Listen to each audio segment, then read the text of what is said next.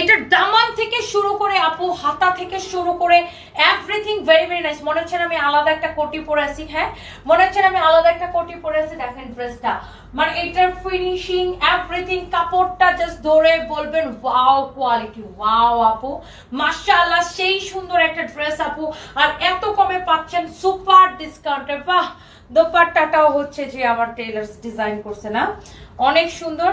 দোপাট্টাটাও হচ্ছে যে আমার টেলার্স কাটওয়ার্ক করেছে। দোপাট্টাটা এরকমই থাকবে, জাস্ট আপনার এই কাটওয়ার্কটা করে নিতে হবে।